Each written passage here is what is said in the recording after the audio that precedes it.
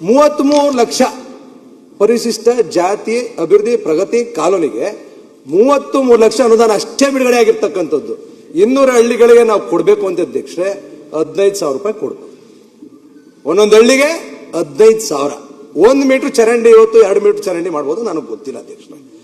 ಇವತ್ತು 33 ಲಕ್ಷ 1 ಕೋಟಿ.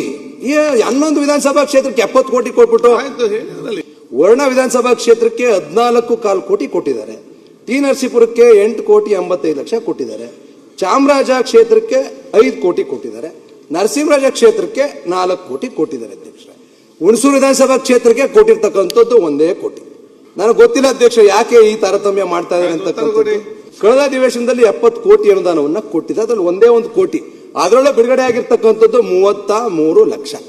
ನನ್ನ ವಿಧಾನಸಭಾ ಕ್ಷೇತ್ರದಲ್ಲಿ ಅಧ್ಯಕ್ಷರೇ 70% ಅಲ್ಪಸಂಖ್ಯಾತರು, ಹಿಂದುಳಿದ ವರ್ಗದವರು, ಪರಿಶಿಷ್ಟ ಜಾತಿ ಪರಿಶಿಷ್ಟ ಪಂಗಡದವರು ವಾಸ ಮಾಡ್ತಾ ಇರ್ತಕ್ಕಂಥದ್ದು ಅಧ್ಯಕ್ಷರೇ. ಯಾವ ಮಾನದಂಡದ ಮೇಲೆ ಈ ಒಂದು ಅನುದಾನದ ಹಂಚಿಕೆ ಮಾಡಿದ್ರು ಅನ್ನೋದಕ್ಕೂ ಅದಕ್ಕೂ ಉತ್ತರ ಕೊಟ್ಟಿಲ್ಲ ಅಧ್ಯಕ್ಷರೇ. ಇವತ್ತು ನಮ್ಮಲ್ಲಿರ್ತಕ್ಕಂಥ 300 ಹಳ್ಳಿಗಳಿಗೂ ಅಧಿಕ ಹಳ್ಳಿಗಳಲ್ಲಿ 200ಕ್ಕೂ ಅಧಿಕ ಹಳ್ಳಿಗಳಲ್ಲಿ ಇವತ್ತು ಪರಿಶಿಷ್ಟ ಜಾತಿ ಜನಾಂಗದ ಜನರು ವಾಸವನ್ನ ಮಾಡ್ತಾ ಇದ್ದಾರೆ.